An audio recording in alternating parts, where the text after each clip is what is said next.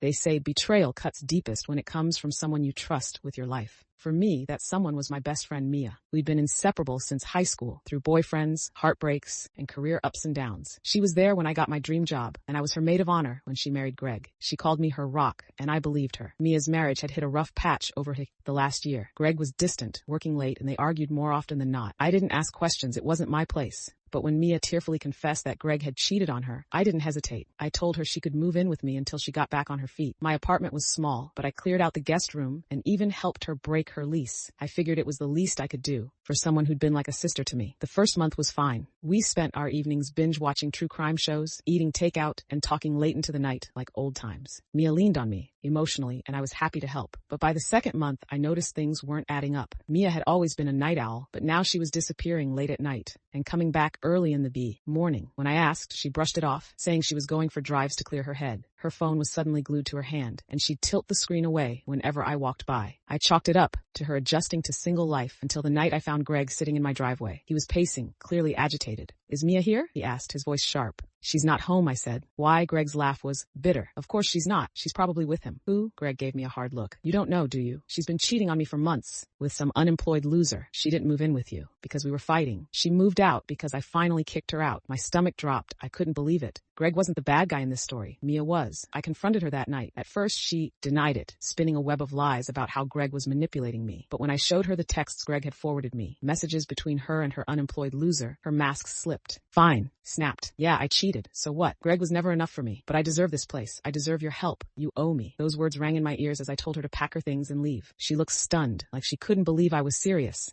But that wasn't the end of it. Over the next few weeks, she tried everything to get back at me. She told mutual friends I'd stolen money from her. She contacted my landlord, claiming I'd illegally sublet my apartment. She even messaged my boss, accusing me of workplace harassment. Each time she failed. But the final blow came when I found out she'd been secretly using my credit card for months, racking up thousands in charges I didn't authorize. I filed a police report. Mia's betrayal had crossed into criminal territory, and I wasn't going to let her get away with it. Last I heard, she was staying with her new boyfriend in a rundown motel, begging friends for money. And me? I'm still picking up the pieces, but I've learned an invaluable lesson. Trust isn't something you give freely. It's something people have to earn.